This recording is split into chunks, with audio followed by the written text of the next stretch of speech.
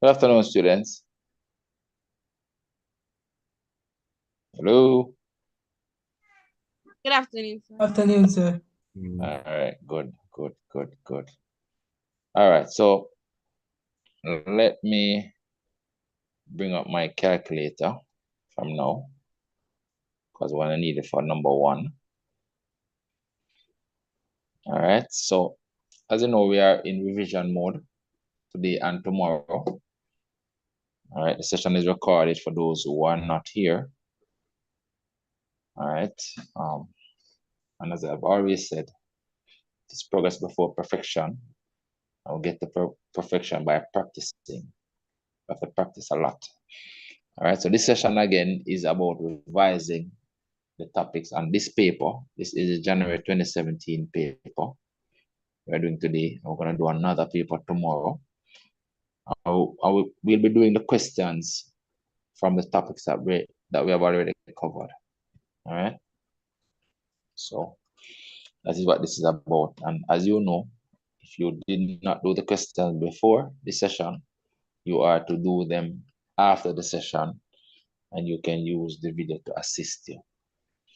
All right, pause, rewind, and play the video as you work the questions. All right, you have to practice. All right, so this is the January 2017 paper, and I did say we are doing 4 questions from it. All right, so let's look at the first question.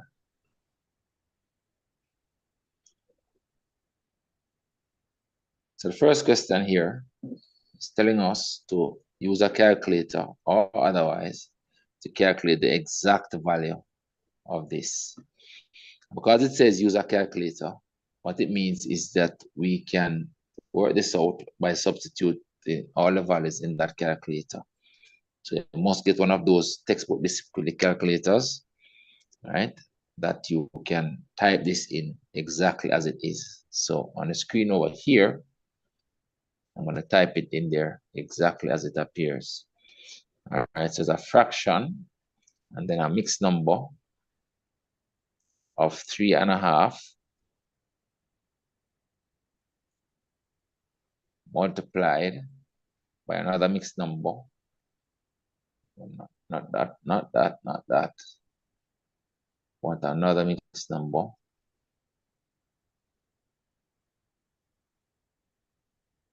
Another mixed number of 1 2/3. And then we are dividing that by another mixed number of 4 1/5. And it gives us 1.888, but we want the exact value. So we have to look at it as a fraction and make sure your calculator can show fraction values, which is there. That's the exact value right there.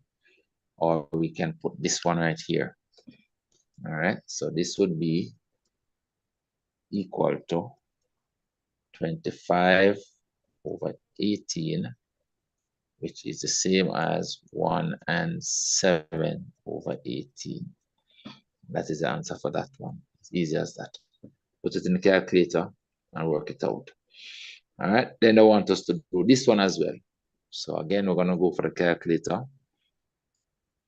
I'm going to type it in there exactly as it appears here. This time it is 5.47 minus the square root of a fraction 0.1014 over 1.5. And check to ensure that what you have written in the calculator is exactly what you have here. That's all you need to do. So the answer is 5.21. So this answer is 5.21. That's an exact value. Want to see it as a fraction? Let's see it as a fraction. It will be 521 over 100, but it's 5.21. That's an exact value. So we'll leave that as the answer. All right, we'll leave that as the answer right there. So that completes that first part. Everybody good at that? But it's okay? Yes, sir. Yes, sir. Yes, sir. All right, good. So come to this part now, which is some consumer arithmetic. All right, and as I always say, this is just basically how you spend money. So everybody can do it. Everybody goes to the shop. Everybody buys. Everybody spends money. It is not complicated. All right, it is not complicated. All right, so this question says the table below shows the number of tickets sold for a bus tour. Some items in the table are missing. All right, so let's analyze the table. So we have juvenile tickets, we have youth tickets, and we have adult tickets. These are the number of tickets. This is the cost per ticket, and this is total cost. So what it is that you have to multiply the number of tickets by the cost. You multiply these, and you will get this. That's how it works. All right. So you're multiplying these values to be equal to these values, and you multiply these values to be equal to this value. So our missing value right here, I got started. All right, so let's look what it says. It says calculate the value of P. So what we know is that 5 times P is equal to this. All right, so we can write that 5 times P, which is 5P, is equal to 130.50. And it's dollar sign, so we can put the dollar sign in front of it. You will see it recorded afterwards. Mute the mic, please. Yes. And then now, to get the P, we need to divide by the 5. It's same as saying we divide both sides by 5 to get the P. So the P becomes 130.50 divided by 5. And so we get that value for P. Let's work it out right here. I'm gonna have to do something about the dog. All right. So that's 130.5 divided by 5. And that's 26.1, which because it's dollars, you have to put 2 decimal places. So this is $26.10. So the value for here is $26.10.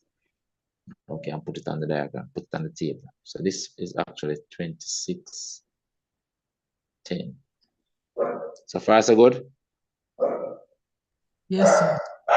All right. Yes, sir. Next part wants us to calculate the value of Q, which is this one.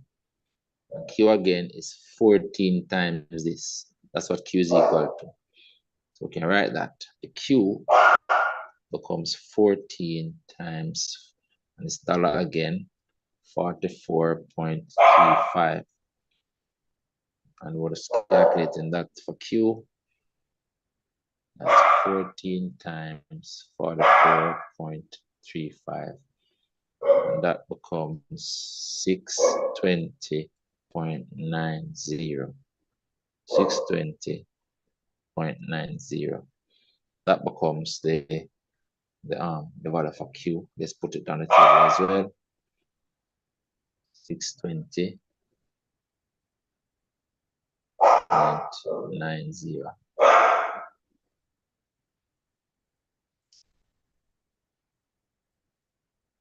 620.90.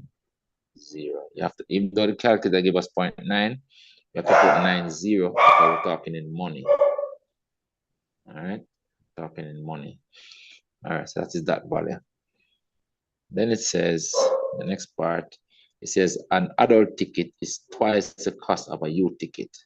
So they're telling us how to get the cost of an adult ticket. The adult ticket is twice the cost of a youth ticket. Let's look at it. So they did not give us the cost of an adult ticket, but we know it is twice the cost of a youth ticket, and a youth ticket is this amount. So the adult ticket right here is 2 times this. So let's put it on the table. It's 2 times 44.35, which is equal to, that's 88.70, 88.70. Because 2 times the 35 cents is 70 cents, and 2 times the $44 is $88. So this is the cost of an adult ticket, based on what they have said. All right, that's what it just said here. An adult ticket, calculate the value of R. All right, I want to calculate the value of R. Let's see what R is.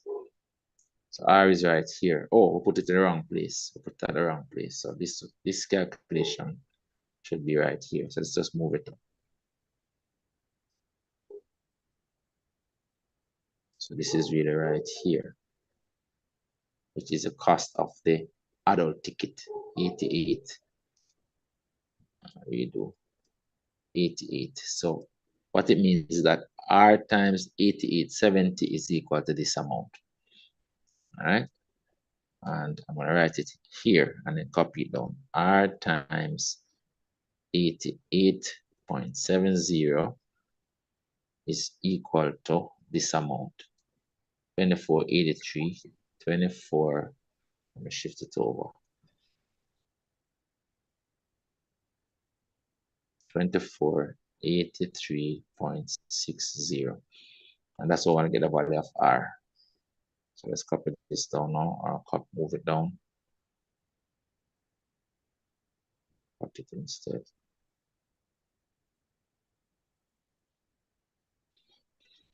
That's the calculation for here.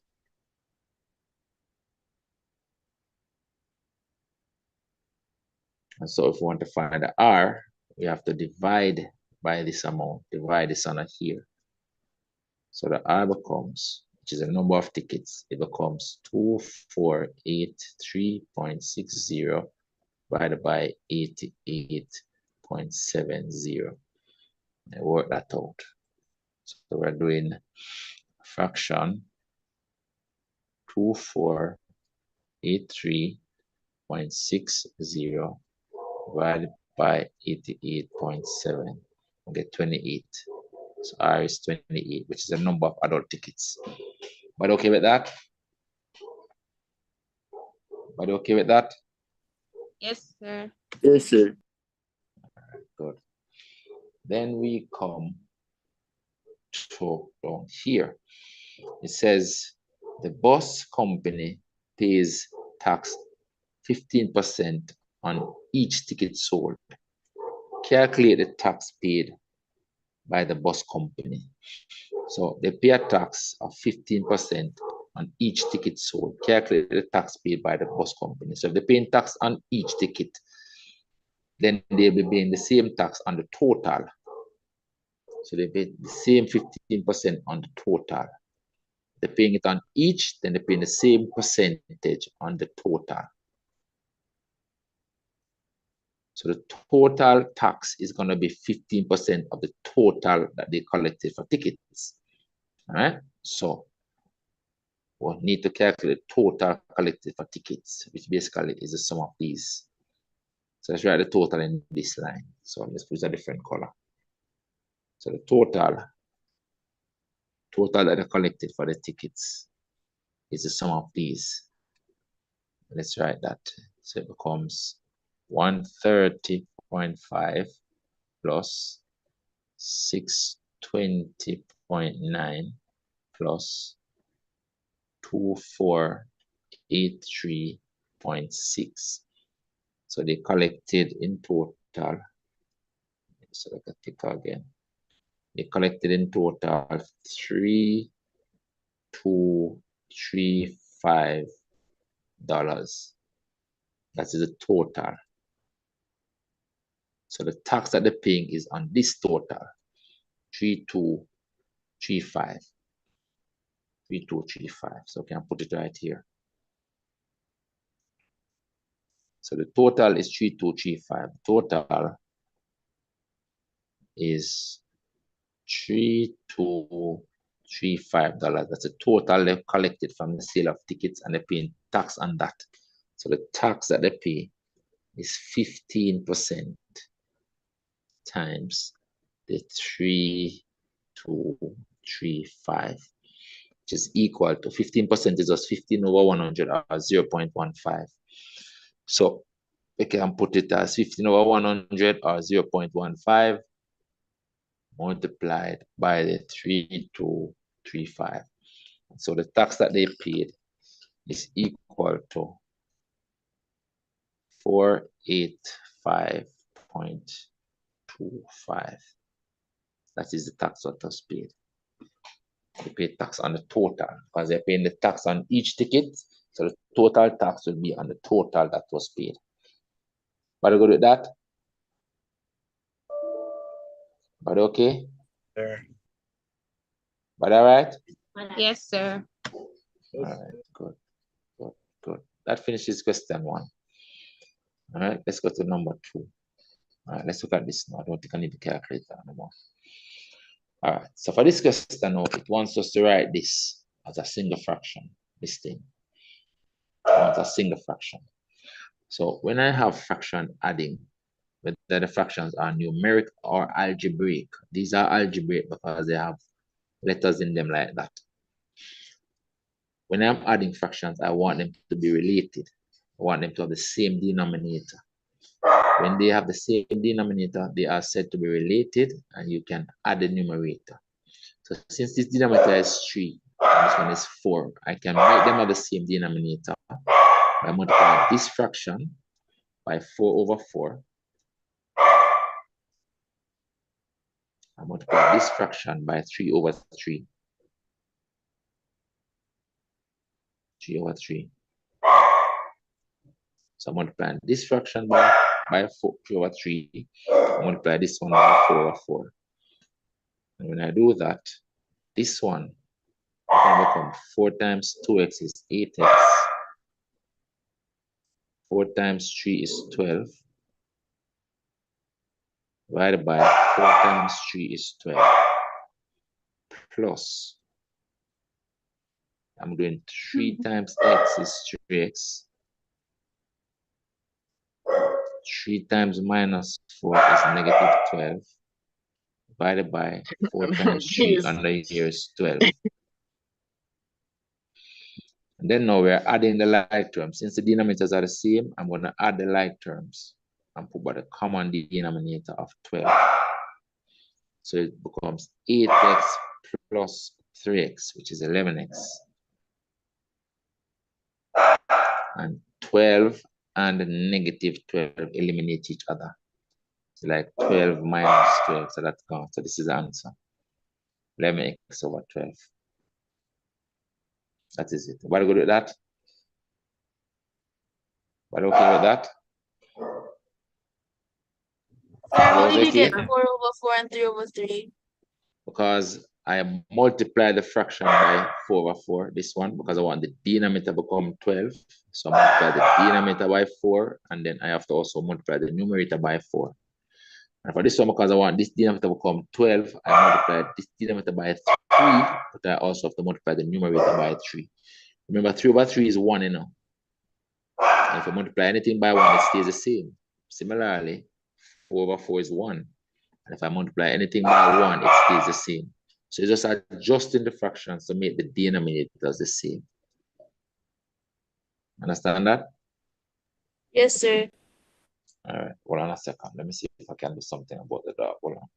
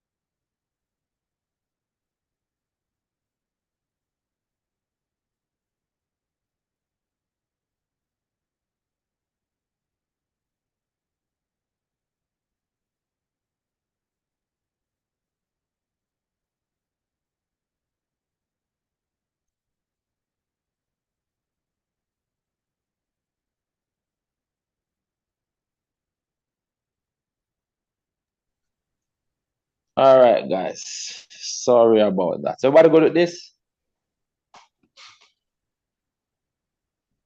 Did I unmute? But okay? Yes, sir. All right. Next question here. It says, write the following statements as an algebraic expression. So it's basically reading this and put it as a mathematical expression, an algebraic expression. It says the sum of a number and its multiplicative inverse is 5 times the number. All right, so we're going to call the number n.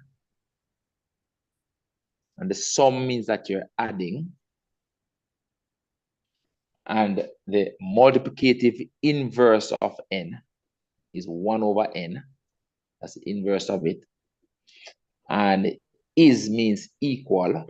Is means equal 5 times the same number, 5n. That's the expression. But understand that? But understand that? The sum. Yes, sir. Is okay, good. All right, so that is that. 2 marks for this writing. We're not solving, just writing the expression and that's it.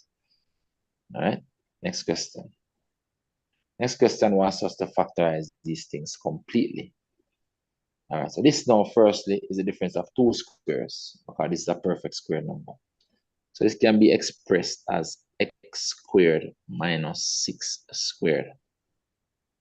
All right, and then x squared minus 6 squared, using the rule for the difference of 2 squares, it becomes x minus 6 times x plus 6. So this is the answer right here when you factorize this. Very good? But okay? Yes, sir. Yes, sir. All right. Then we want to factorize this quadratic. All right. We want to use the method. We multiply the n coefficients and then find factors and add to the middle term. So let's set it up. So firstly, we want to multiply the 2 and the negative 12. 2 times negative 12. 2 times negative 12 is negative 24. We want factors of negative 24 that add to the middle term of 5, positive 5. Positive 5. Now, we want to search for those factors under here. If you cannot see what those 2 factors are right away, then you can search for factors. I can see that it is 8 and 3. But the difference between 8 and 3 is 5. Since you want factors of a negative number, one factor will be positive and one will be negative. Give the larger one the same sign up as this, which is the positive. And you can search for the factors by going through the full list of factors of 24. So the first 2 factors of 24 is 1 and 24. Give the larger one the same sign as this, which is the plus, and the smaller one the minus. Then you add these. 24 minus 1 is 23. This is equal to 23. You don't want 23. You want 5. We're trying to split this 5x. The next 2 factors of 24, sorry, is 2 and 12. 2 and 12. Give the larger one the same sign as this up here that you're trying to find. So you make it plus, make that plus, make this minus. But then 12 minus 2 is 10. So this is 10. You don't want 10. So I'm going to extra stuff again. You're trying to get 5. The next 2 factors of 24 is 3 and 8. Give the larger one the plus, smaller one the minus. And then 8 and minus 3 is 5, which is what you have here, a positive 5. So this is the combination I'm going to use. So what it means is that you're going to split this 5x using these 2, the minus 3x and the plus 8x. That's what they're going to use. All right. So then, let's go back for the blue. This expression then becomes 2x squared, remains 2x squared. This 5x, I'm going to split it to 8x minus 3x. I'm going to write it as plus 8x minus 3x. I got these from here. Plus 8 and minus 3. And then now this minus 12 is coming back over here. Negative 12. I want to make sure that when you split this middle term in, would give you that just the same, which it does. Then we're going to factorize this by parts. Highest common factor in these first 2 terms is 2x. So factorize the 2x from it. 2x out of this leaves me with an x. 2x divided out of this leaves me with a positive 4. Because like I'm dividing this by the 2x. Then now I want the same thing in the bracket over here. So I'm going to write by the bracketed term first, which is the x plus 4. And then notice decide what goes in between here, which must be either plus a value or minus a value, one or the other. I can divide this negative 12 by this positive 4, which is negative 3. I divide them. Negative 12 divided by negative 4. Negative 12 divided by a positive 4 is negative 3. So I know that I'm factorizing a negative 3 here. Then what happens then for the next line? This is now a common factor, and they are being multiplied by these. So this and this forms one factor, and then this is my common factor. So when I factorize the next line, it becomes 2x minus 3 from this and this negative 3 times this common factor of x plus 4. If you write these the other way around, the answer is the same. X plus 4 times 2x minus 3. Same difference. Whether I write this one or this one, the answer is the same. Both of them correct. But okay with that? But okay with that? Yes, sir. Yes. All right, good. Moving right along. This question says now, we are to, the formula for volume of a cylinder is this one. V equals pi r squared. Look at it properly. V equals pi r squared h. V is volume. R is radius of the circular base, and h is the perpendicular height. So it's 4 pi r squared. Question wants us to make r the subject. So we need to make this r the subject. All right, so let's write it over. It says V equals pi r squared h. And I want to transpose everything away from this r. So the first thing I'm going to do, I'm going to divide by this pi and divide by that h. So like I divide both sides by pi h. Divide this side also by pi h. And so these will cancel. Leaves me with the r squared. The shortcut method is to say we divide by this pi and also divide by the h. All right. So we're going to get that v over pi h is equal to r squared. And then to leave r alone as the subject, you have to do the inverse of the square, which is the square root. So like I'm going to square root this side and square root this side. And then this square root will eliminate this r, this square I mean. All right? So like I square root both sides. And the square root of a squared term is just the term itself. So r becomes equal to the square root of v over pi h. And since they say make it the subject, I'm going to spin it around and say that is, i.e., the r is equal to the square root of v over pi h. And notice this is everything under the square root sign. And that is it. But okay with that? Yes, sir. Yes, sir. All right, good. This part now says, give us this expression. And it's telling us that this thing is equal to this thing. We have to work out the value for A and B. The value for A and B. Now, I think the easiest way to do this is to actually expand out this side and compare the values on this side. Expand out the right side and then compare the values. I think that's the easiest way to do this. All right. So I'm going to expand out this side to get it to look like that. All right. So I'm going to expand this first. I'm going to have that the x squared plus, I don't have to rewrite this though, you know. But let's try the x squared plus the ax plus the b is equal to I'm going to expand this now. Now remember, when you expand the perfect square, you must get 3 terms. You have to remember that. It is not x squared plus 4. That is wrong. You have to get 3 terms. What did we say in the class? It is the first term squared, which is x squared. Then it is twice the product of the 2. So the middle term is twice the product of the 2. Why do you do twice the product of the 2? You multiply the x and the 2.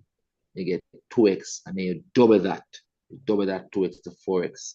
So the middle term is a plus 4x, because this is positive. And then you square the second term next. Square the second term, which is how you're going to get the 4. So this is what I get when I expand this perfect square right here. First term squared, that is the x squared.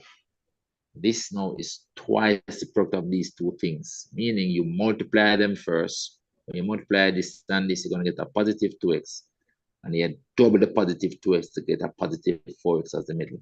That's how we do twice the product of the 2 in the middle right there. And then the second term squared is 4 right there.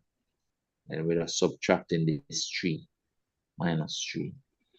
And so this will become x squared plus 4x.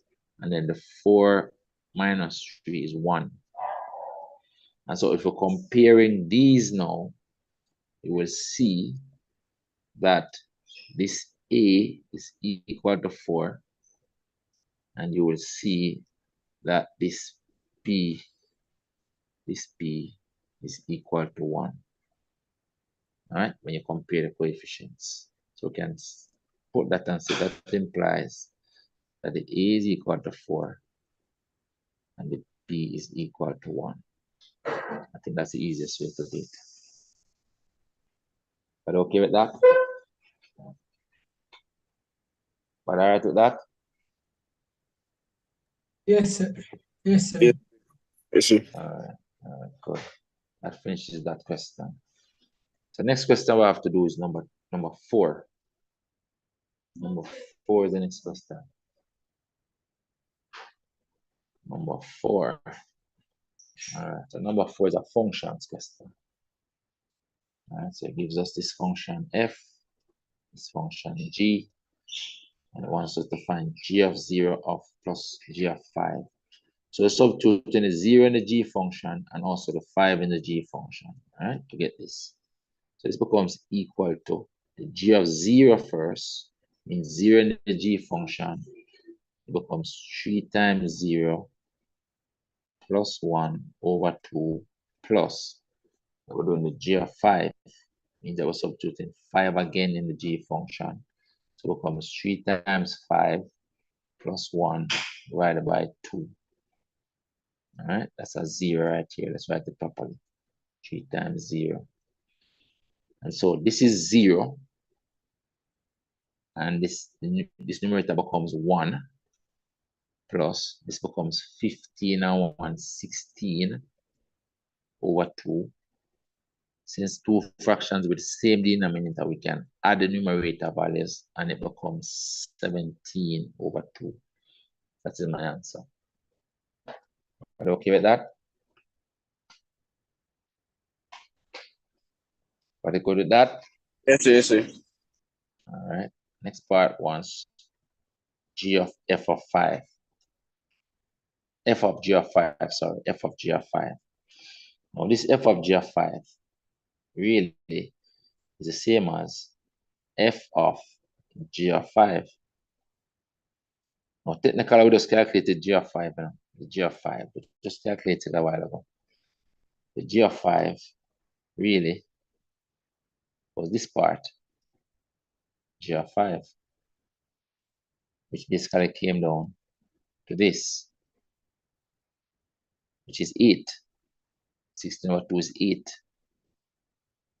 All right, so it means that this inside here is 8. We have to calculate it again.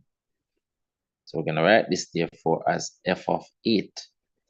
So let's make a note over here that the g of 5 was equal to the 16 over 2, which is 8.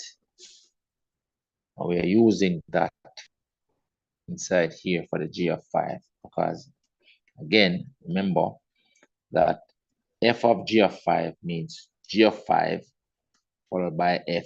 You have to do the g of 5 first. That's how we did the g of 5 first, which is 8. So now calculating f of 8.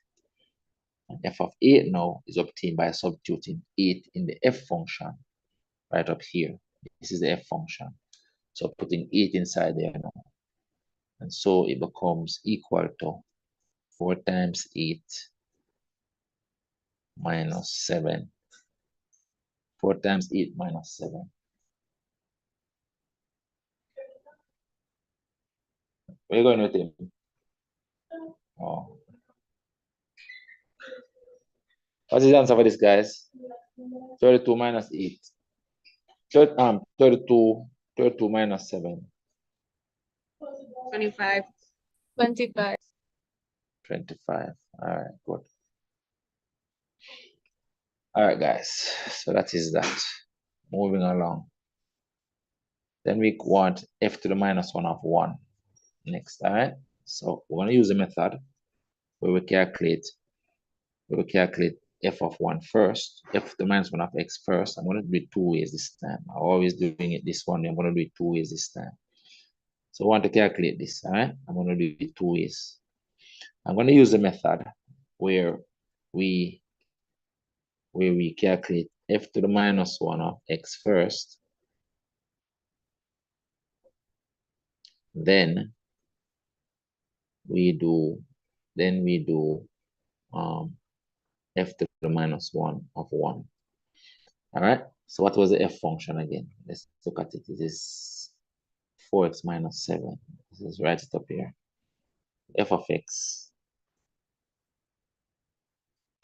is 4x minus 7. All right. So we're going to do the inverse first. All right. We're doing it this method. So we're going to do the f first equals 4x minus 7. And then we're going to inverse that. When you inverse it, the f becomes x. 4 times the x becomes f to the minus 1, which is the range on the inverse function, minus 7. Then to make this a subject, we're going to transpose the 7 and then divide the 4. So we're going to get x plus 7 over 4. That is what the f to the minus 1 is equal to. So we have found f to the minus 1. So this is really f to the minus 1 of x, you know. So we can put in by the of x now right here. So f to the minus 1 of x is equal to this. And we don't want f to the minus 1 of 1. So it means I want to put 1 now inside this function. And so we can say therefore, f to the minus 1 of 1 means I will put in 1 inside here. And so it becomes 1 plus 7 over 4, which then becomes equal to 2. Becomes equal to 2. All right. So the other way we can do it now. I'll show you another way. Hold on a second. Somebody's calling. Hello? Hello? Hello? Hello? All right. Somebody's saying that. All right.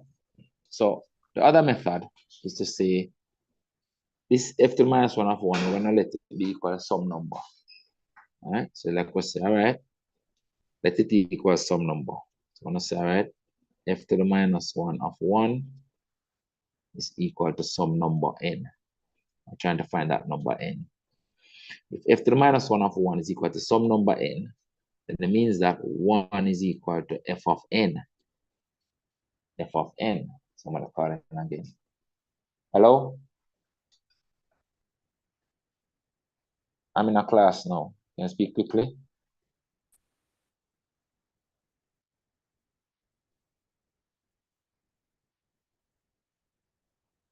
All right, I'll have to call it back, please. I can't talk about it on call. All right, sorry about that, students. All right, so we're gonna put the f of n here. All right, so the f of n means that we're putting n inside this function. So you see then that the 1 becomes equal to 4 times that number minus 7. So how do we get that number from this now? Transpose the 7 So we get 1 plus 7 and divide under the 4 over 4. That becomes the n. And that is again 8 over 4, which is 2. So the n is equal to 2. And so that is the answer, just the same. Because we have put f to the minus 1 of x equals some number n. So this is another way we could work it without calculating the inverse function that we did here. All right, so that's another neat way to work it out. So the answer is 2, just the same. Very good with that? Right, okay? Yes, sir. All right. Then we come to this one now, which is clearly coordinate geometry. And all I want us to find is the gradient of PQ. They don't even want the equation. So they give us these 2 points, and I want the gradient. So remember the gradient, just going to call it small m PQ, gradient of PQ. Remember, it is rise over run. The rise is the difference in the two y values. And we're doing the rise. The difference, we're taking the difference in the y values, the direction we take for the difference in the y values, we have to use the same direction for the difference in x values. So like we're subtracting the points this way. So let's say we're using the q point minus the p point. Then it has to be this y value minus this y value, difference in the y values. So I'm going to put it as 7 minus a negative 1, but this y value is a negative 1, divided by, so since we use this x value, this y value minus this y value, we have to use this x value minus this x value now. So then it would be this x value, which is 2, minus this x value, which is 6. So this becomes equal to 8 over negative 4, because this minus minus is a plus. So it's like 7 plus 1 is 8, divided by 2 minus 6 is negative 4. And then 8 over negative 4 becomes negative 2. So this is the answer right here, negative 2. Very good? Are you okay with that? Yes, sir. Yes, sir. All right, good. All right, let's move along. Let's move along. Oh, the midpoint of PQ. All right, so they actually asks us other stuff down here, the equation and stuff. So the midpoint, remember, the midpoint is like an average point. Let's write out the coordinates again. They were 6, negative 1. P is 6, negative 1.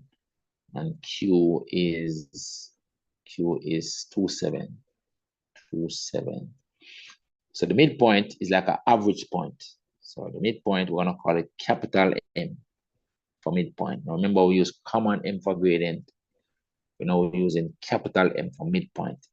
And the midpoint is like an average point. And so you're averaging the x values and averaging the y values to get the coordinates at the midpoint. So we're averaging these two x values to get the x value at the midpoint, which is 6 plus 2 divided by 2.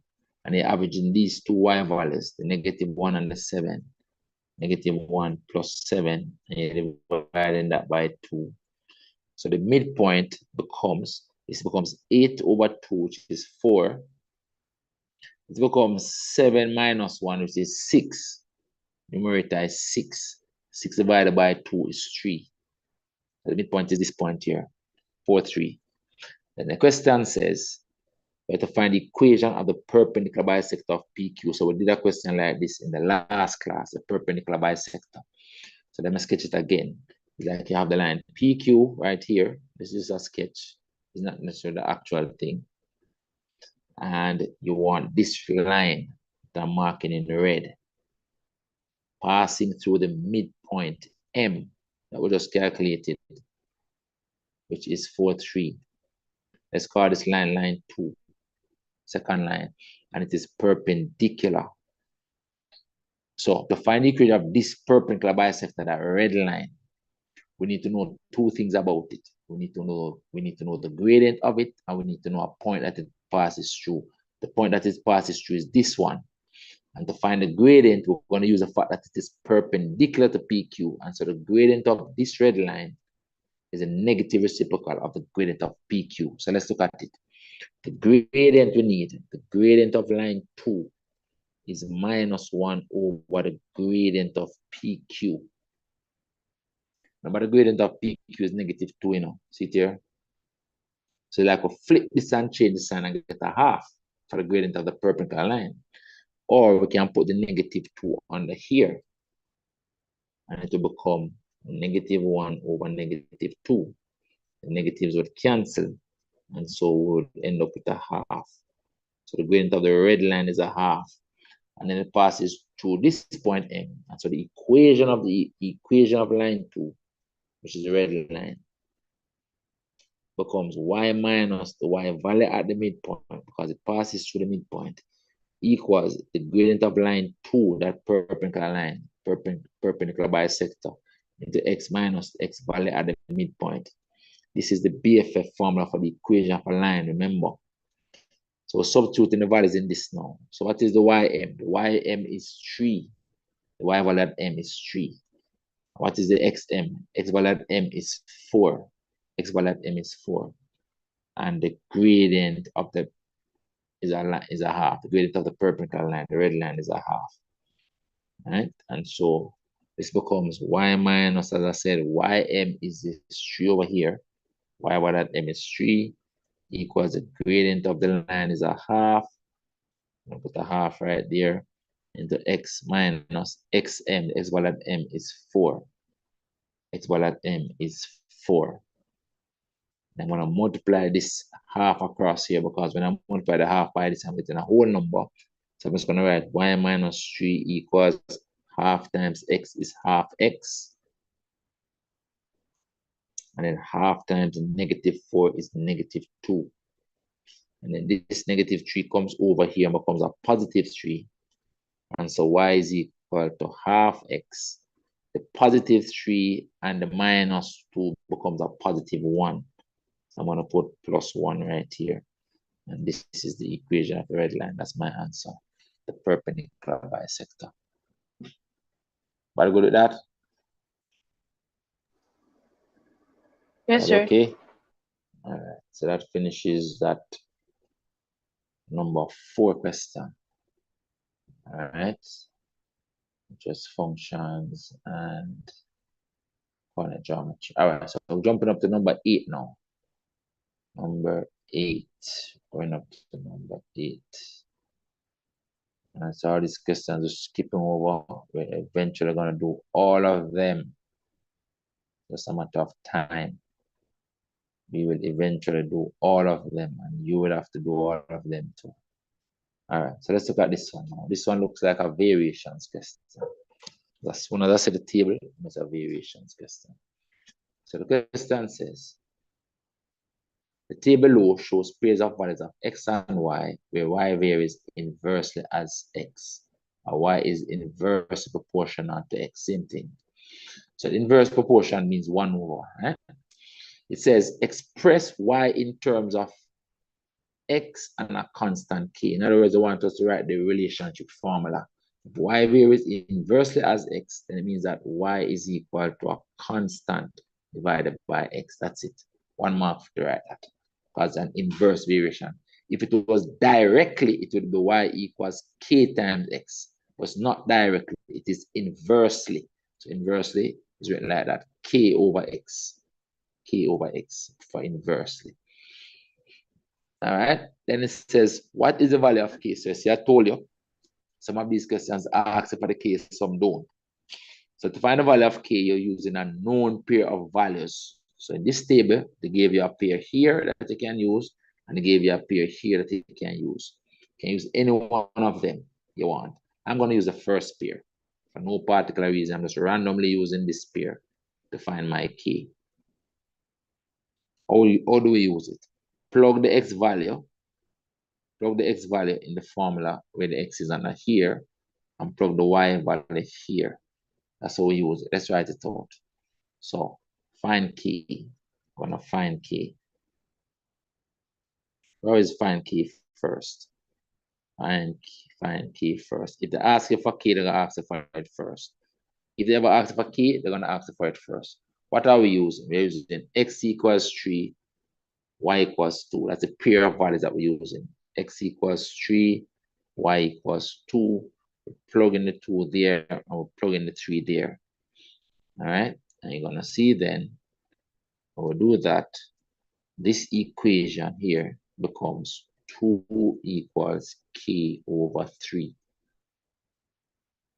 But the y value is 2 and the k value is 3. So you put it under here. All right, and I'm going to multiply this 3 up here. 3 times 2 is 6. I'm going to get the k is equal to 6. What can I say that? K is equal to 6. That implies that k is equal to 6. But I multiply the 3 over here. 3 times 2 is 6. Now that I know that k is 6, I'm going to take the 6 and put it up here now. But the k is a constant, it's not changing. So my formula actually becomes, the relationship formula actually becomes that y is equal to 6 over x. And this is the formula now that I'm going to use to work out the value for A and the value for B in the table. What it is that A is the x value that gives a y value of 1.2. That's what it is. And I'm trying to find a value of A. So that pair first. So using this pair, this formula first, x equals A, y equals 1.2. Right? And you plug in these values. You plug in the A here for the x, and you plug in the 1.2 here for the y. So this is going to mean that the 1.2, which is the y value, is equal to 6 over A. So to make A the subject now, you're going to multiply the A and then divide under the 1.2. We have to learn those simple transposition. And so the A becomes 6 over 1.2. 6 over 1.2 is same as 60 over 12, which is 5. But go to that. Yes, sir. All right.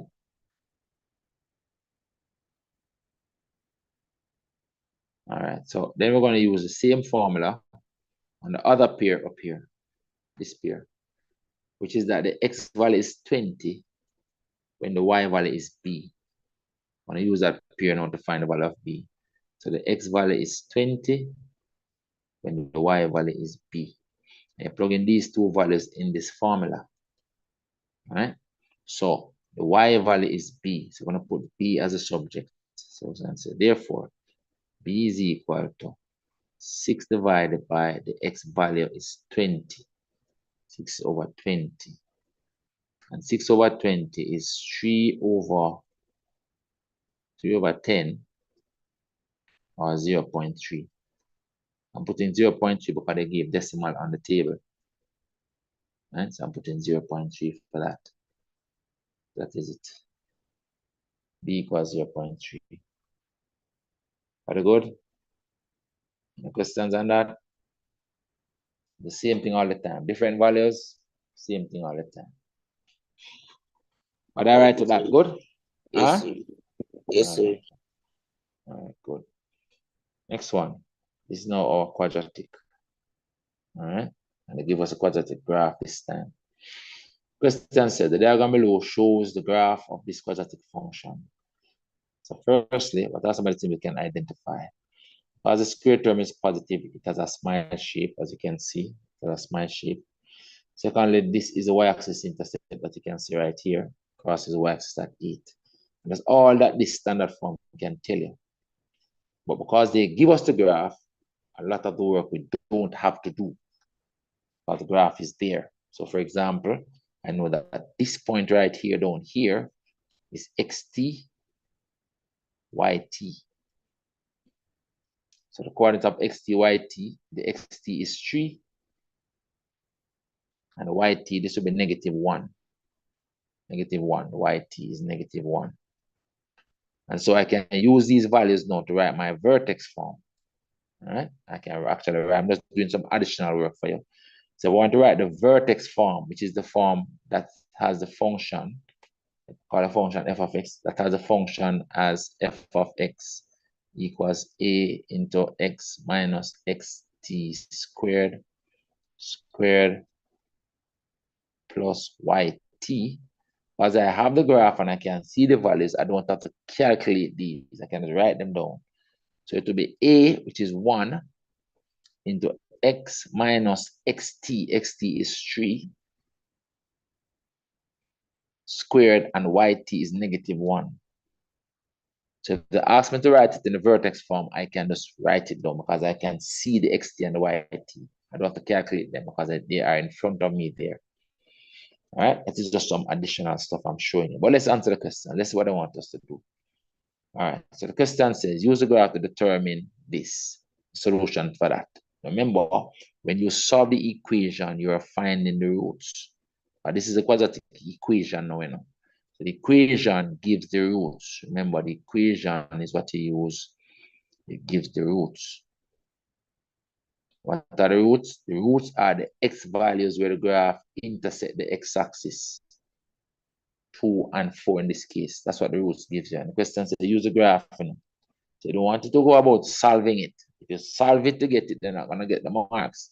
So use the graph. So what I would do to show that I use the graph is to say this first, and then I will come on the graph and mark these as my roots on the graph. So I'll say, okay, this is one root.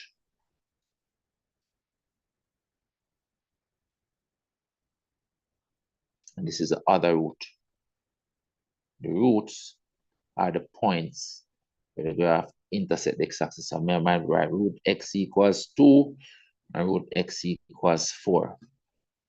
And so this is how I'm showing the examiner that I use the graph by doing this. And I'm leaving all these markings on my paper. I'm saying equation gives roots. These are the roots. So the answer for this would be that x is equal to 2, x is equal to 4. That would be the solution for this equation, but I don't want you to solve it. If you solve this by factorizing or by using a quadratic formula, you might not get these 2 marks. For the question clearly said, use the graph. Use the graph. Then it says, write down the coordinates of the minimum point. And I just marked it a while ago.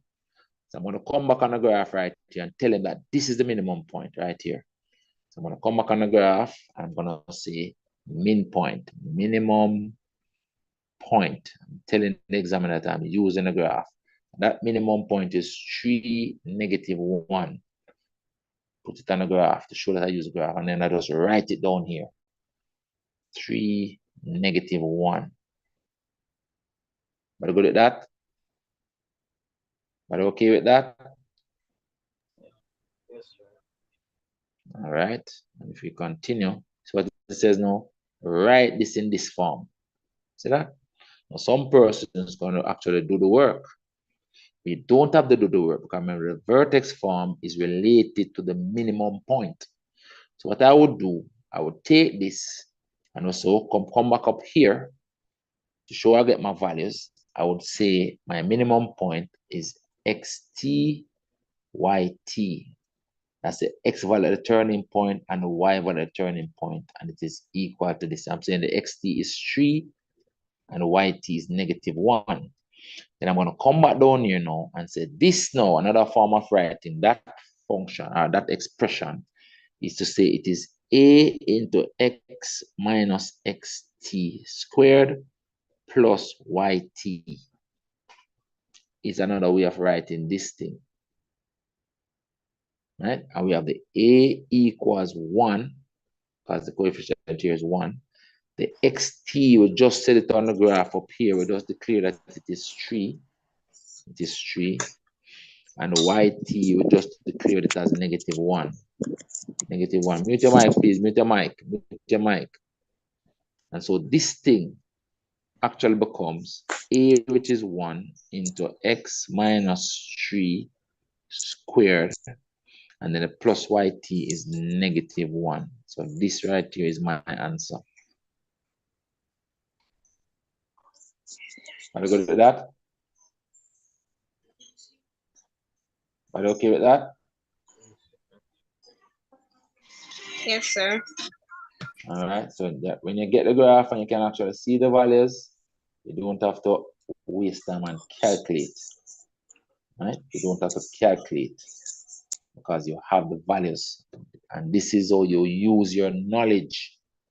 The minimum point has coordinates xtyt, the same xtyt that we use in this vertex form for the quadratic expression. All right, so that is it. So this right is the answer, that expression. All right, I don't need to put the 1 there, but I'm leaving it there still. Then I continue down here now. It says on the same graph, on the same axis, they want us to draw the graph for this. So it's like we're drawing the line y equals x minus 2. But g of x can be written as y. So they want us to draw that line. So we can draw this line easily because the y-axis of -1 and a gradient of 1. Number in front here is 1. Right? So we can say that. So it passes through 0, -2, and rise over run is equal to 1, the same as 1 over 1. Now, instead of 1 over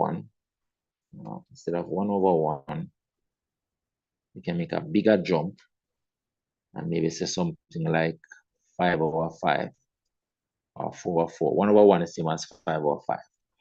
So we can use from this point, we can rise and run to get to other points to draw the line. But we know that it passed through the y-axis intercept at -2 and it has a gradient of 1.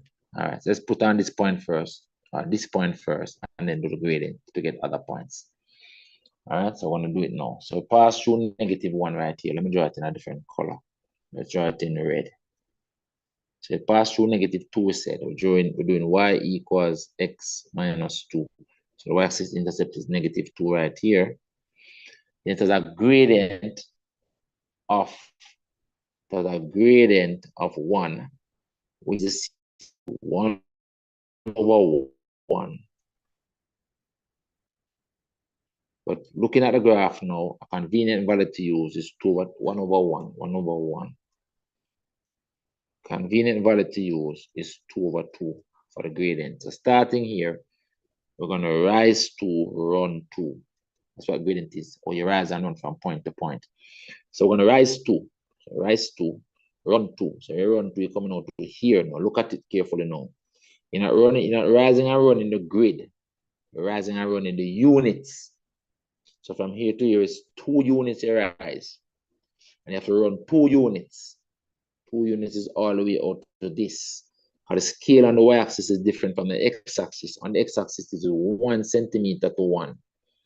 But on the y-axis, sorry, it is 1 centimeter to 1. But on the x-axis, it is 2 centimeters to 1. So you have to be careful. Remember, rise over run. You're not rising and running the grid. You're rising and running the units.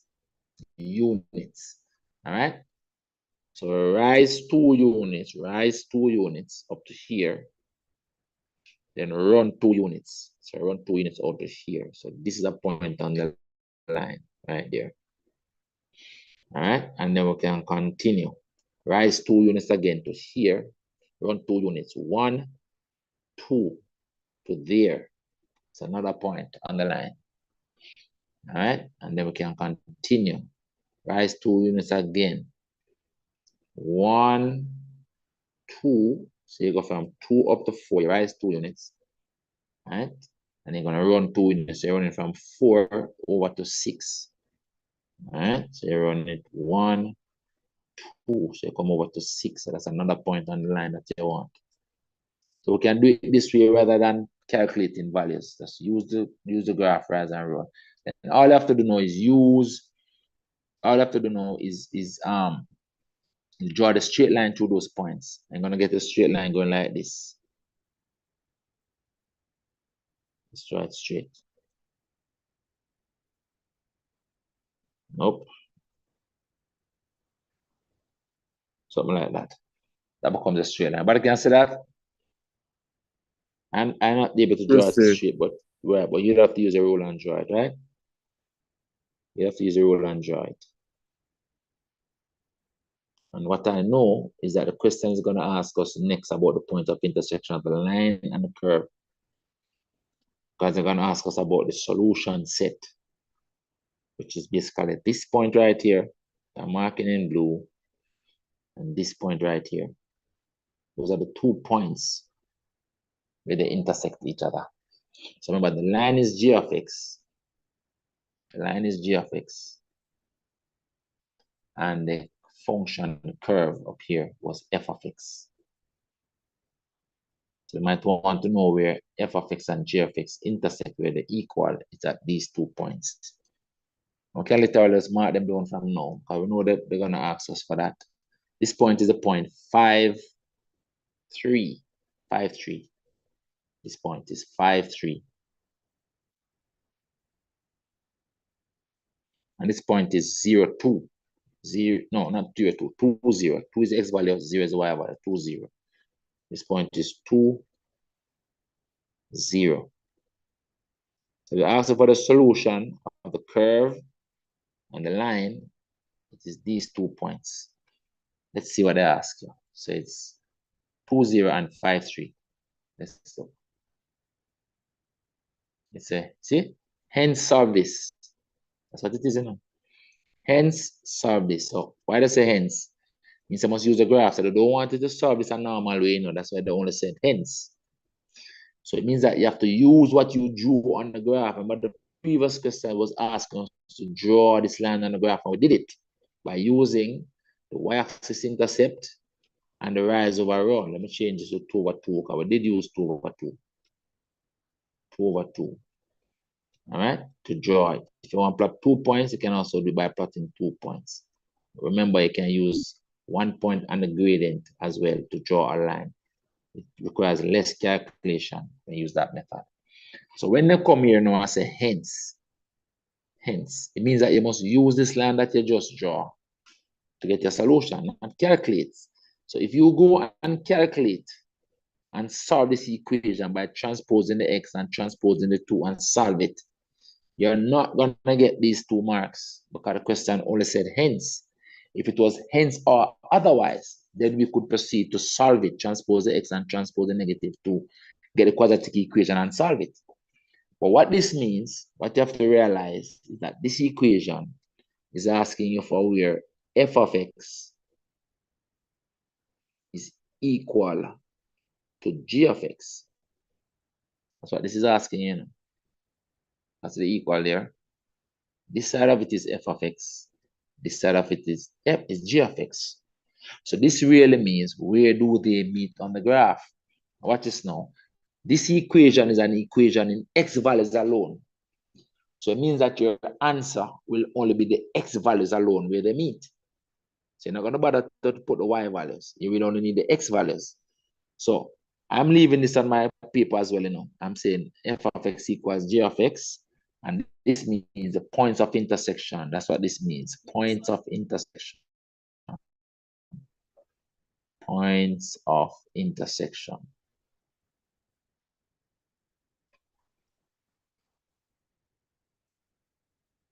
And because this is an equation in x alone, you're only given the x values at the 2 points.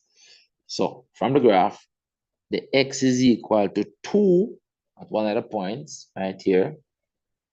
Down here, x is equal to 2, and at this point, x is equal to 5. 2 and 5. X is equal to 2, and the x is equal to 5. That's it. Now I'm going to prove it for you, just to prove it. So we cannot buy in, just to prove it. But I'm going to go and plug the 2 inside here, and inside here, and inside there. I'm going to say that the 2 sides equal. And I plug in the 2. So when I plug in the 2 inside here, I'm going to get 2 squared. And I plug the 2 side here, I'm going to get minus 6 times 2. And I plug the 2 inside here, I'm going to get 8. So this is going to become actually 0, right? Because this is 4 and 8 is 12. And this is minus 12. So this actually becomes equal to 0. And then when I plug the 2 in the right side, it becomes 0 as well, which is 2 minus 2 is also equal to 0. That proves that the 2 works on the equation there. We want to do it now with the 5. I'm going to do it now with the 5.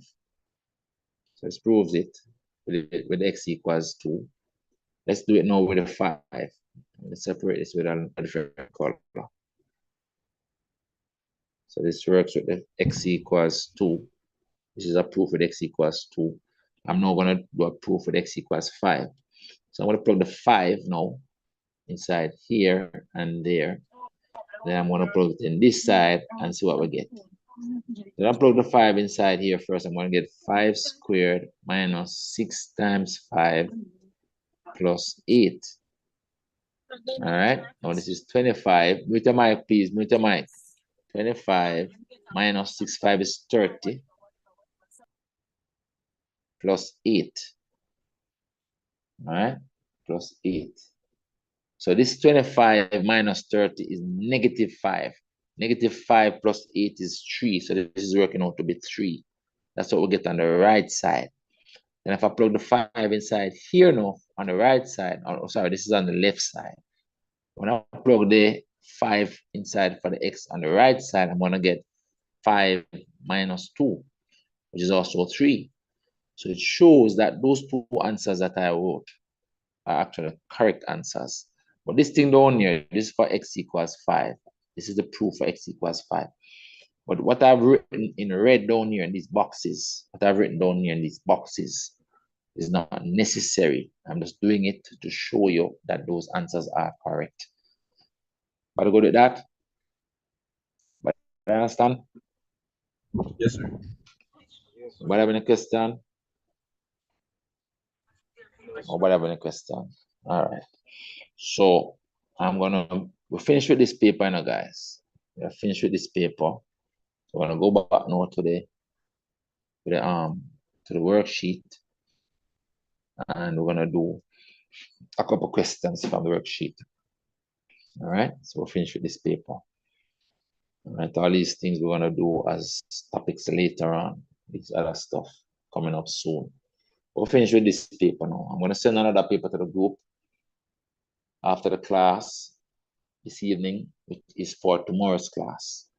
All right, so then more revision tomorrow. All right, so let me exit out of this and let's bring up the worksheet, the revision worksheet, which is here.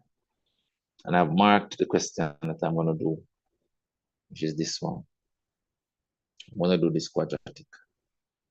Finish out the class with that one. All right, so split the screen. And let me bring up.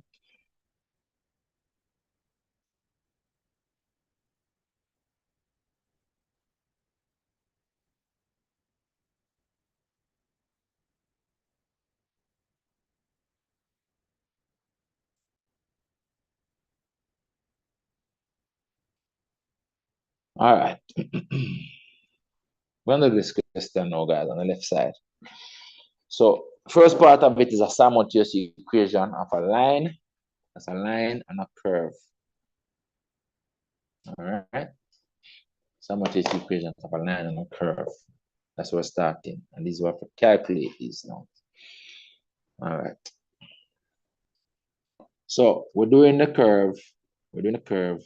Y equals x squared minus 3x minus 12.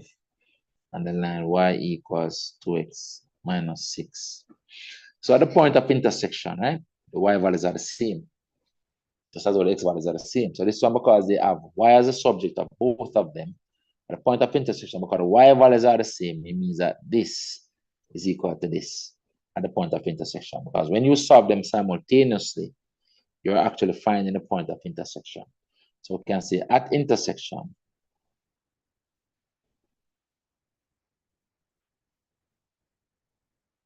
this is equal to this.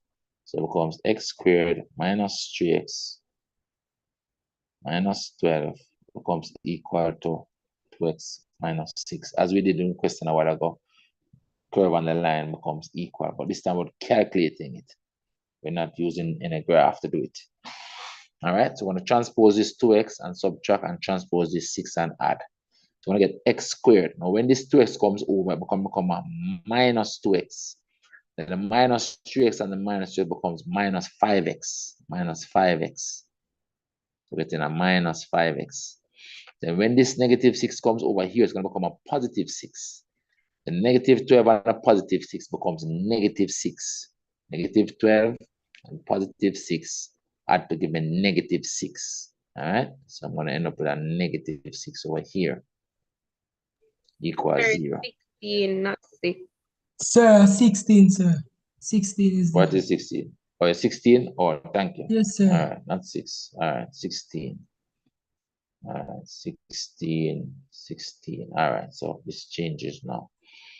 All right, so everything changes. So this negative 6 come over becomes a positive 16, becomes a positive 16. And so the positive 16 and the negative 12 gives me a positive 4. All right, so I'm going to get a plus 4 equals 0. All right, thanks for that. And then I need to factorize this. And this one is easy to factorize because only our factors of the x squared are only x and x. And so I need factors of 4 that add to 5, which is 1 and 4. And this says the two signs in the bracket are the same. They are both negative. I'm going to show the shortcut way to factorize when you have prime numbers at the end, or prime values at the end. So this is negative and negative equals 0. So this one giving me x equals 1, and this one giving me x equals 4. Now, if you cannot factorize it quick like that, then you can use the expanded method, the long method, but you have to practice the shortcut method as well, especially when you have factors like just x squared alone, when you have a value like x squared alone. And the factors of x squared must have an x inside there and an x inside there, must. And so it is factors of this that's going to end up here and there. And I explained to you in the class that when the last value is positive, it is the sum of this and this that's going to give you the middle term. Or let's put another way. The sum, when the last value is positive, it is the sum of the far product and the near product that's going to give you the middle term. All right. And then in addition to that, when this value is positive, the two signs in the bracket are the same. And this is what they are. They are both negative. So these are the tips. You have to learn and practice them, right? So that you can do the questions quickly when they can be done quickly. There are a lot of factorization that can be done quickly using these shortcut methods. You have to practice them. So each time we come upon one during the year, when we can use a shortcut method to do it, I will do it that way because you have to practice it. You have to learn and practice it. All right, so these are the two x values, but we're not done yet. You have to find the y value to go with this and the y value to go with that. And you generally plug them in the line. You plug both of them in the line to find the y values. So this one, we'll plug it in the line. We're going to get y equals 2 times 1 minus 16, which is negative 14. That's what we'll get for that one. So the point is 1, negative 14. 1, negative 14 is 1 point. And when we plug the 4 inside here, we get 2 times 4 is 8. So the y becomes 2 times 4 minus 16. That's 8 minus 16, which is negative 8. And so the second point is 4, negative 8. Write it like this, 4, negative 8. So these are my answers right here, my points. These are my points. This is one answer. This is the other answer. But go to that, simple, quick, and fast simultaneous equations for line and a curve. So you're getting 2 points. But okay?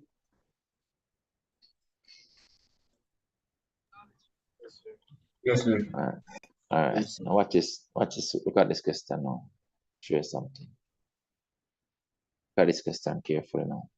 Right here.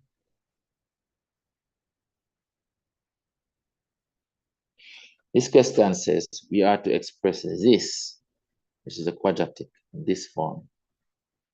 Now notice what they did in this question. They don't put a minus, they don't put a plus, and they don't put a minus. Now, a lot of teachers teach this.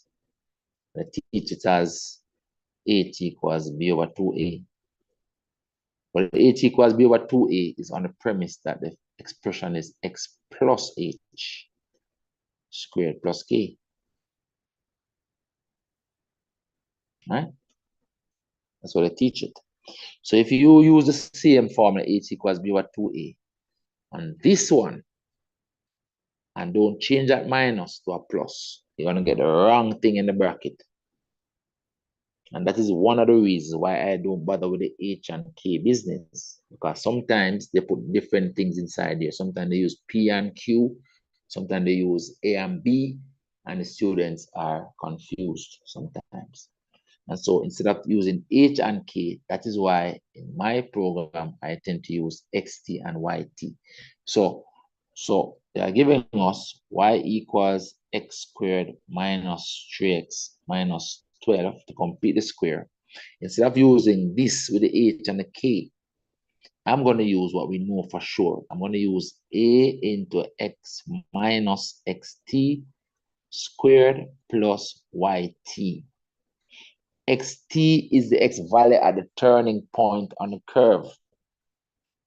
And yt is the y value at the turning point. In this case, the turning point is a minimum turning point because this function is a smile function. It is a minimum point. Because the square term is positive, it has a smile shape. When it has a smile shape, it has a minimum point. And the xt and the yt are the coordinates at that minimum point. The xt and the yt are the coordinates at that minimum point. So you can't go wrong. T means turning point. At a minimum turning point. And the formula for xt is always negative b over 2a. And note, it is x minus xt inside here. Whether they give it to me with a plus in here or a minus, it don't matter. I'm using x minus xt. Can't go wrong. What is the a and what is the b? We get those from the standard form, the coefficient in the standard form. All right, so from this standard form, the a is the coefficient of the x squared. Coefficient of x squared is 1. When there's no number in front of it, the coefficient is 1. The coefficient of the x is a negative 3. You cannot ignore the negative. You have to see the negative. So the b is negative 3. And the constant term is this one, the one that is not multiplied by any x. The constant term, I have to see the negative on it. You cannot just put 12, it is negative 12. So the C is negative 12.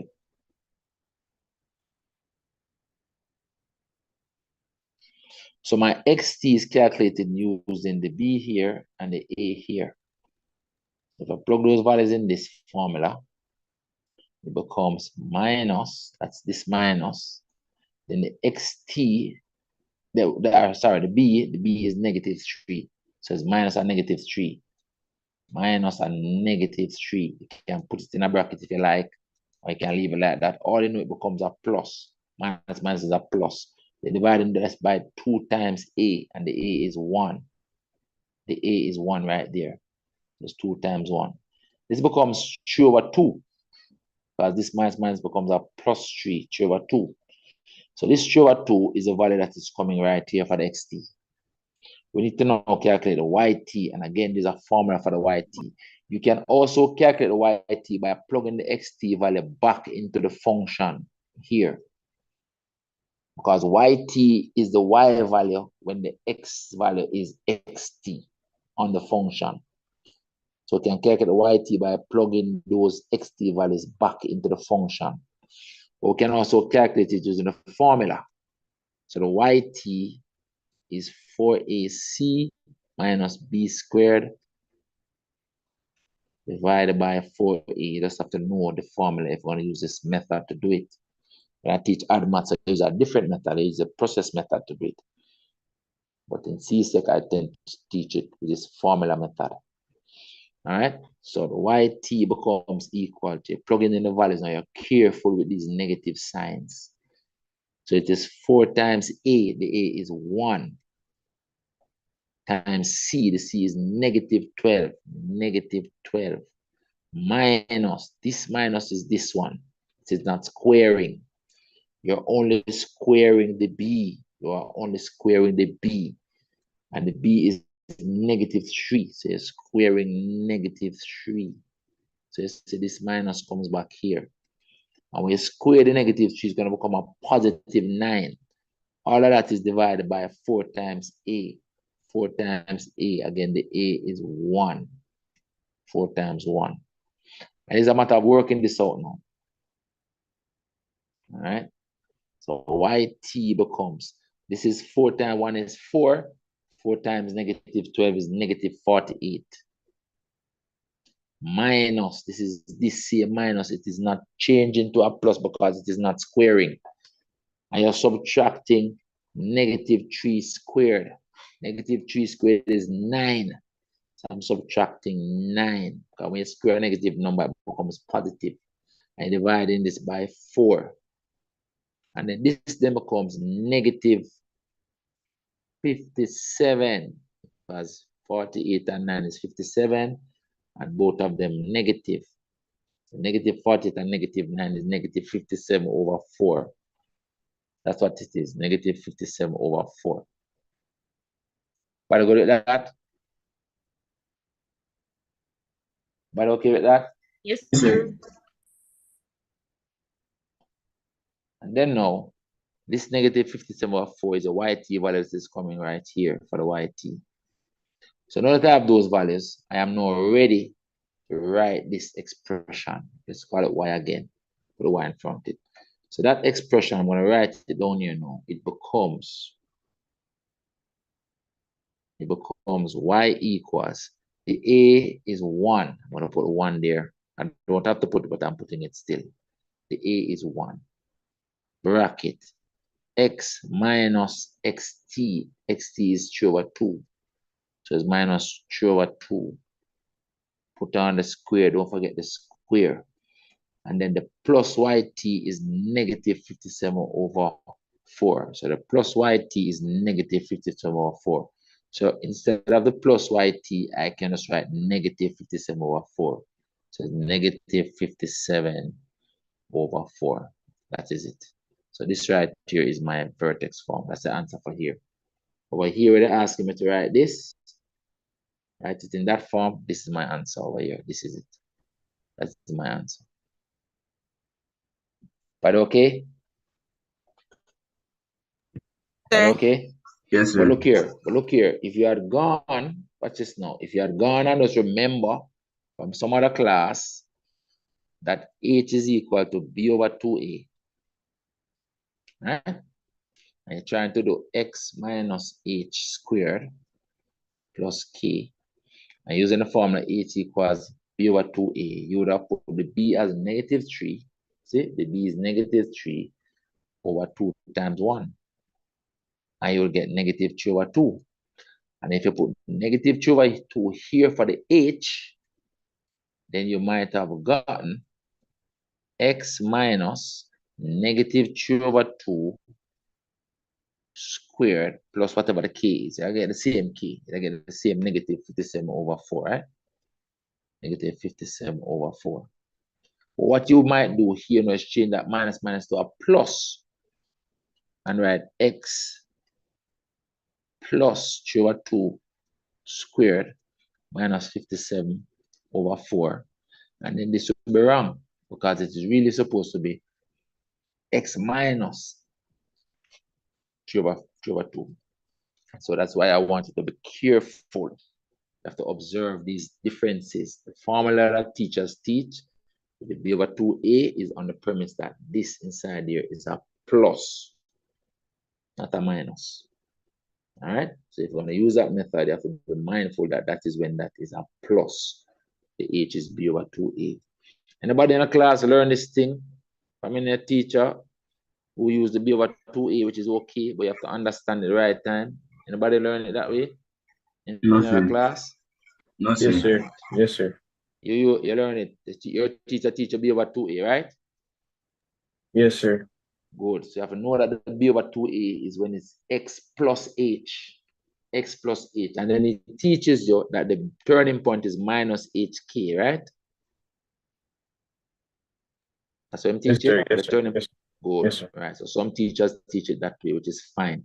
But I want you to understand it. If you're going to use that method, you have to understand the nuances of it. All right. And this question deliberately put a minus there. So what I would suggest, if you're going to use that, b over 2a method, then you would have to recognize that even though they put a minus here, you have to work with a plus. you have to work with a plus because the formula that you're using is based on the vertex form being in this way with a plus. So once you learn it with the H and the K in class and you decide that you're going to do it that way, you have to realize that it is with a plus, X plus H. And so the turning point to the minus HK on the premise that you were given the format with a plus. All right, so you have to watch out for these things. All right, but in my class, I'll continue to use XT and YT. All right, so whichever way you learn it, make sure you understand it. Whichever way you decide to do it, make sure you get it right. All right, so we have that, right? We have that. And now it says, hence determine, it's it, you know, the regular question, right? Hence determine the minimum value. Remember, the minimum value is the Y value. Minimum value is the Y value. And the value of X, which is minimum, that's the XT value. So the minimum value, the method that we use is that the XT value is the X value, where the minimum value is the YT value. All right, so the answer for this would simply be that the minimum value is referring to a Y value, and the minimum value of the function, remember the function, the value of the function is a Y value, which is a YT value, is a minimum value. The function value is a Y value. So the minimum value of the function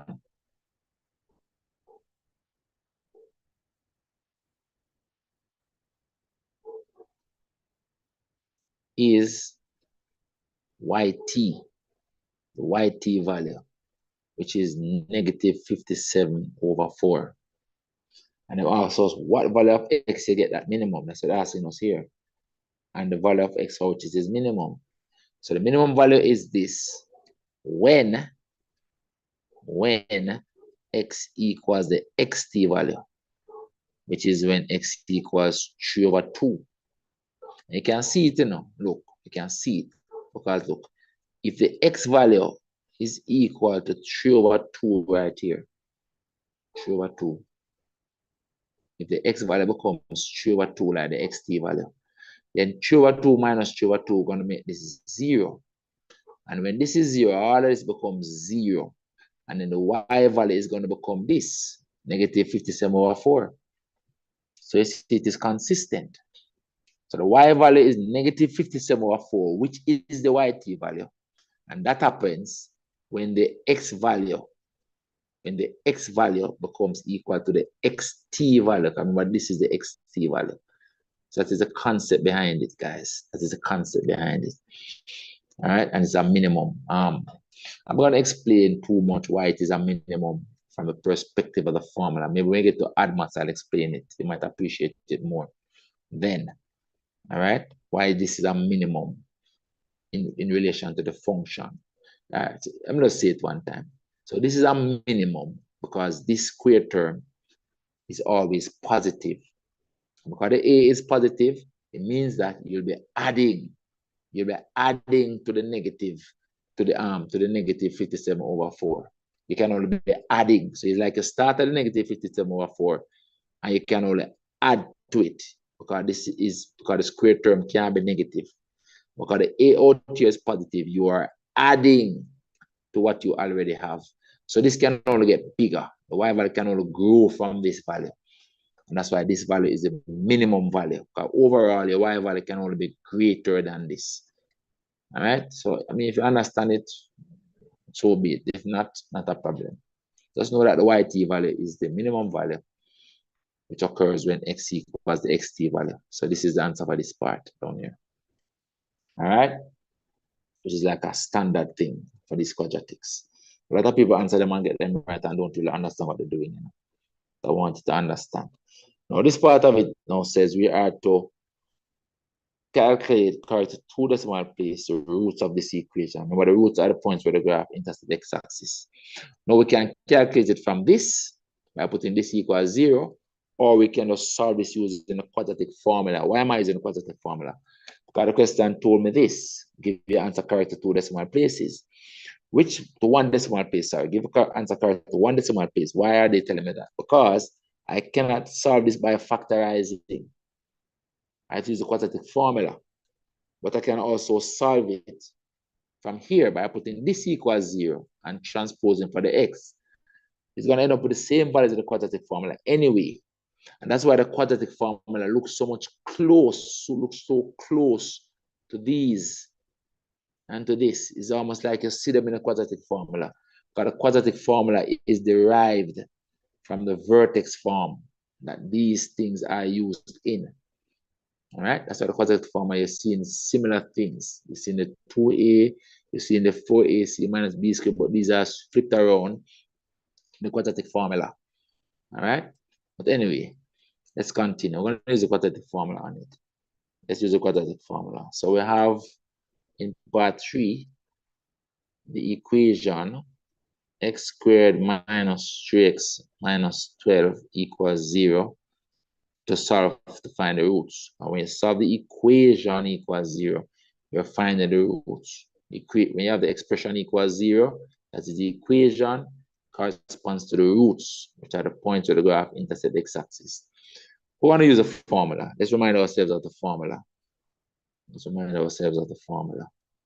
It is x equals minus b plus or minus the square root of b squared minus 4ac. And remember, it is everything over the 2a.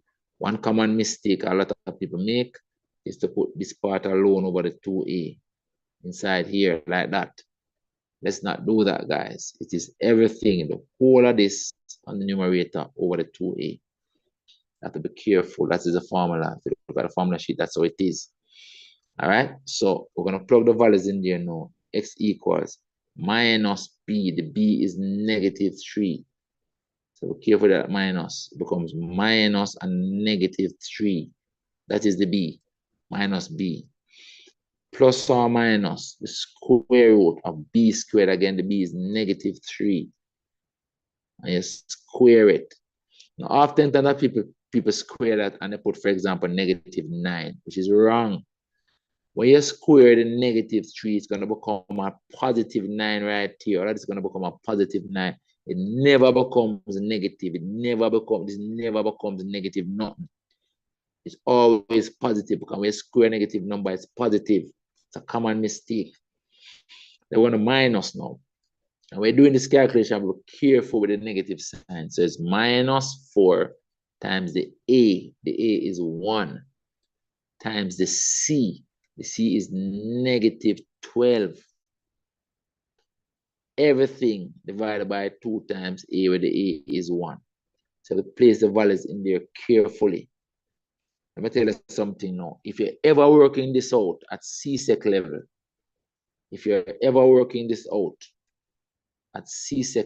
and you get a negative value, like for example, you get negative 4, it means you make a mistake. Because at CSEC, you will not be given a situation where you have to calculate the square root of a negative number. That is for pure maths unit 2, in a thing that they call complex numbers. So if you're calculating and you get a negative number under here, chances are you made a mistake with the negative here. That should have been positive. Or you made a mistake and put this as negative 9, which is wrong. So those are the common mistakes. So you have to be careful down here now with this negative, which is going to make this whole expression become positive. All right, let's look at it. So we're going to get x equals, this minus becomes a positive 3 plus or minus the square root. This becomes a 9. Then it's going to become a positive now because it is minus 4 times 1 is negative 4. So it's like negative 4 now times negative 12 becomes a positive 48. Everything divided by 2 times 1 under here is 2. This under here so becomes 57. It's still similar values we're getting as the YT. 57. Similar values. So that becomes 57. So it becomes x equals 3 plus or minus the square root of 57 over 2. So we're going to get one value with the plus and the other value with the minus. We're going to separate them, getting the two roots. So we're going to get x equals 3 plus the square root of 57 over 2. And the other value is going to be x equals 3 minus the square root of 57 over 2. So let me get the calculator up for this one. Let me get the calculator up. Let me get the calculator. All right, let me get the calculator. Let's write them back over here. I can float this a bit. Let's float this.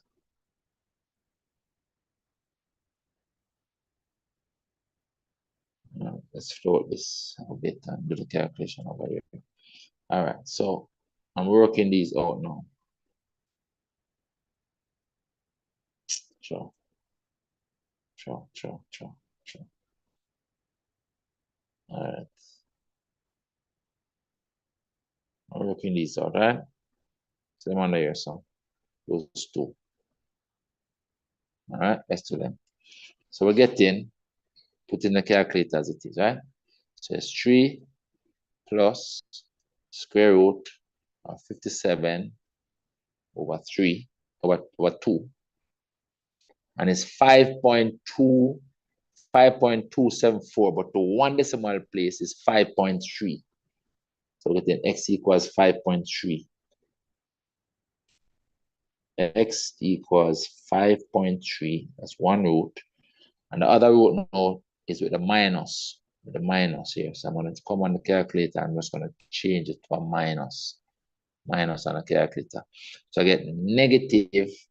I'm getting negative 2.3 because negative 2.274 to the one decimal place is 2.3. So it's x equals negative 2.3. So these are the two x values where the graph intersect the x-axis. All right, so let's get back. Let's put this back. How do I cancel the float? All right, that. All right, good. So that is it, guys. I'll go to that. So these are my two x values, my two roots. All right, those are my two roots, my two x values. So these are the x values of the graph intersect the x-axis, negative 2.3 and 5.3. Next part wants us to make a sketch of the graph. See here now, down here. They want us to sketch a graph now. Let's put on all the information that we know. Right? Sketch a graph. I must show the coordinates of the minimum point and the y-axis intercept and the x-axis intercept. The x-axis intercept are the roots. All right, let's make a note. All right, let's make a note. So I'm going to do a sketch. What do we know from the sketch? Remember the function was y equals x squared minus 3x minus 12. This is a standard form. For the square term is positive, you know that it's going to have a smile shape. This is also the y-axis intercept. For the c value gives us y-axis intercept. So the c equals negative 12. So the y-intercept, let's call it y-intercept, becomes 0, negative 12. As it becomes 0c. Right? And then this minimum point is xt, yt, that we calculated earlier, which is 3 over 2 and negative 57 over 4. All right, negative 57 over 4, that's what it was, right? Negative 57 over 4, right? That's the minimum point. And then we have the two roots. Also the roots, which are the x-axis intercept. The roots are the x-intercept, which would be negative 2.3, negative 2.30 is one of them. And the other one was 5.30. These are the two x values. On the x-axis, the y value is 0. So we're sketching that. That's what we're sketching. All right, that's what we're sketching. So let's minimize this a bit and sketch it right here for you. All right, let's sketch it right here and put down this information. All right. Maybe I should. All right, let's do it. Let's do it here. So I'm gonna put on a y-axis and an x-axis. I really want to have this information on the screen. So let me do it this way and sketch it. Let me sketch it over here instead. Let me sketch it over here. Bring up another screen and sketch it over here. Sketch it on this side and keep this information on the screen that we have to put on it. Right? I'm gonna put this information on it that we wrote. All right, so I'm gonna put a y-axis and an x-axis.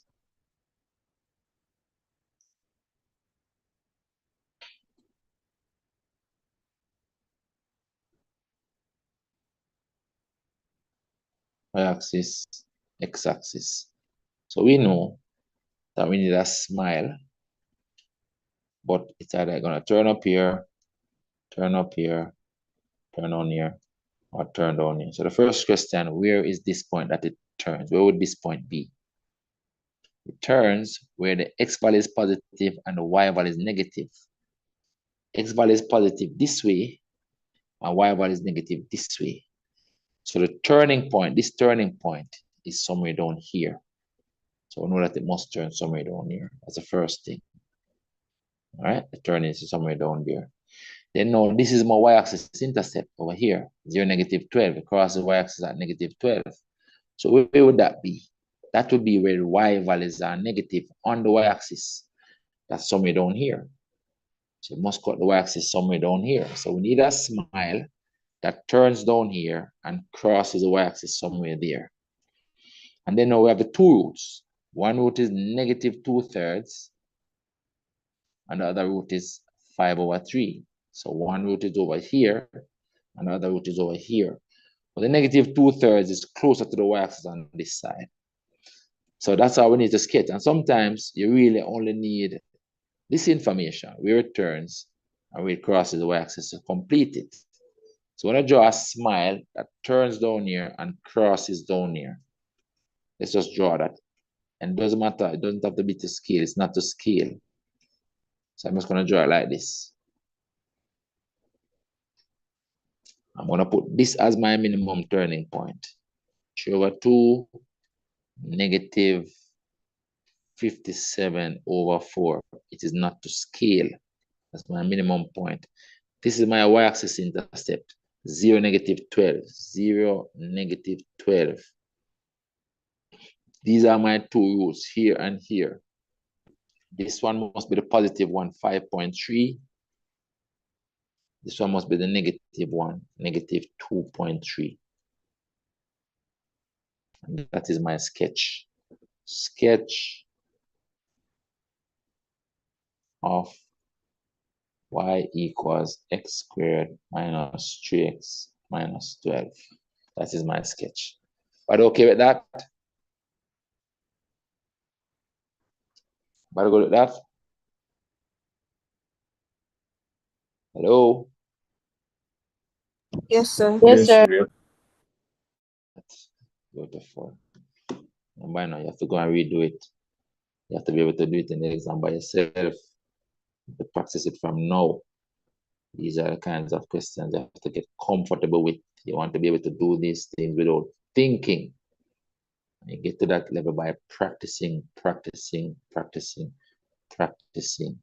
When you fully understand it, it becomes very easy. Now, this part of it, I'm not sure if it's really on the syllabus. Yeah, maybe it is. But I think I asked questions like this already. And so I'm just going to explain it here now. This part of it here. It says, use a sketch. Use a sketch to determine the solution set for the inequality this. Now, see if I can explain it here now. Now, this part of it really represents the function, the y on the function. See the function. So it really represents, since it represents a function, remember the function is y. So this is y, this represents the y. Y is equal to this, see? Y is equal to all of that, and it's really the function. The function is are your y values. The function values are your y values. So this inequality is really saying, where are my y values? Because this part of it is y. Where are my y values on that curve greater than or equal to 0? In other words, where are my y values positive on that curve? So let's go back on the curve now. Where are my y values positive on the curve? Curve that we drew. So curve that we drew is this one. So the y values are positive up here and also up here. Y values are positive up here now because they are above the x-axis. Y values are positive at points above the x-axis. All right? And greater than 0 means above the x-axis, right? Greater than 0 means above. This case up here represents where y is greater than 0. Similar over here is where y is greater than 0.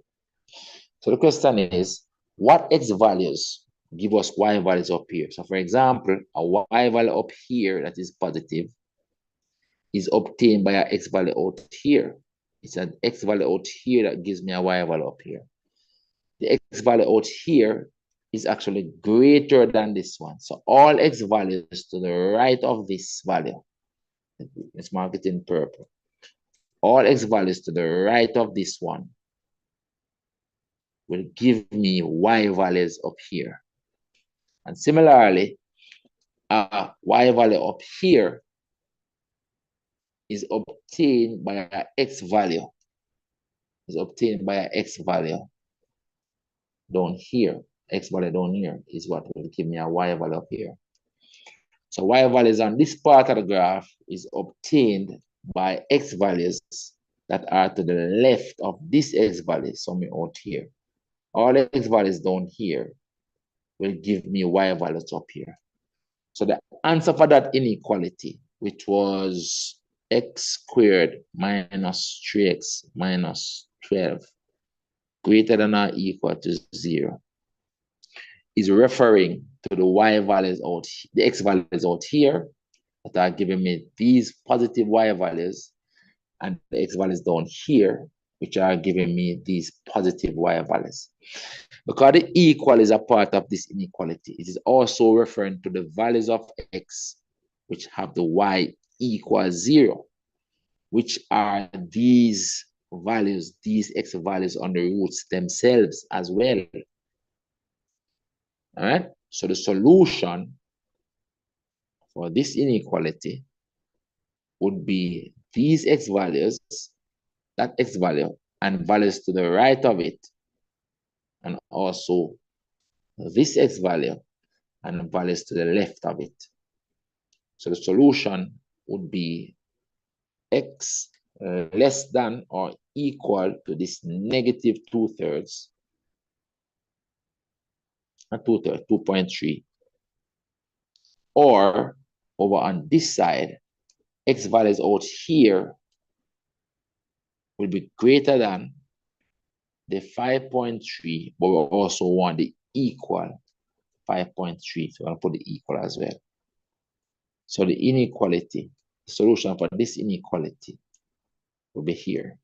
But the question said solution set. So remember, solution set. So these are my solutions, you know. But because the question said solution set, we have to put this solution in set brackets. So I'm going to put them in set brackets like so, and put x is such that. And I can leave it like that. Instead of putting an or, we can instead put the set notation union like this. But I feel like if you leave the or, they will give the marks just the same. And you put the solution in set brackets, and this will be my solution set.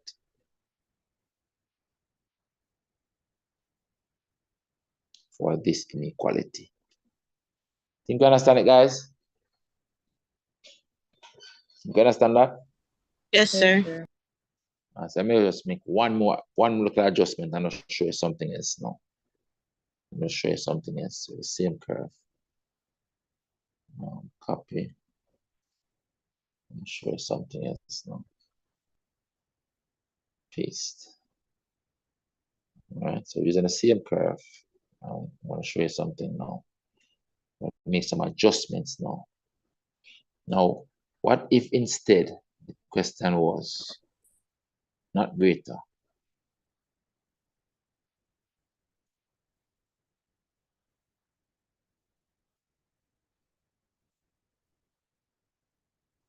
I'm using the same curve. Instead of greater than, I'm going to say what the question was, for example. I don't want to waste that. All right. I don't think I can get off anymore.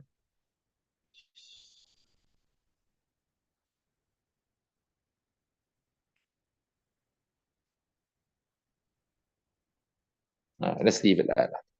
What if the question instead, the inequality that they gave us instead was this to solve? X squared minus 3x minus 12 less than 0. What if that was the inequality? Let's explain it. I won't ask you, I'll just explain it. So that next time you see one, you do it. Now this again is your y. This one now will be saying, where are my y values less than 0? That's what this inequality is saying now. Where are my y values less than 0? My y values are less than 0 below the x-axis, where the y values are negative. So this inequality will be talking about the part of the graph under here. All these points, my y values are less than 0. And what x value give me these negative y values? My y value, my x value would have to be somewhere in between here. So a point here, for example, is obtained, a y value point here is obtained where the x value is somewhere here. And the x value somewhere here is to the left of this one and to the right of this one this time. So this inequality will be asking for values of x that are somewhere in between here. To the left of this one, to the left of this point, and to the right of this point, because it is x values in between here that will be giving me these negative y values.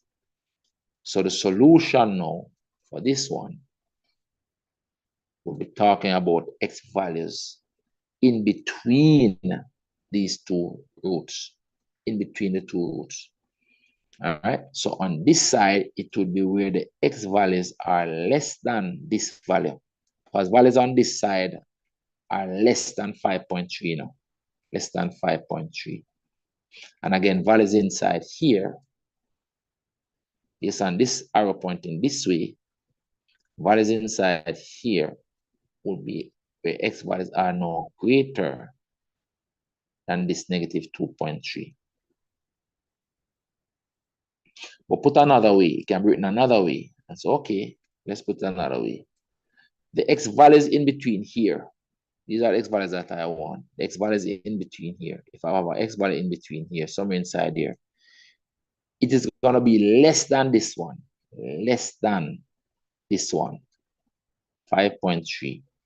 But at the same time, it's going to be greater than this one, negative 2.3. Negative 2.3.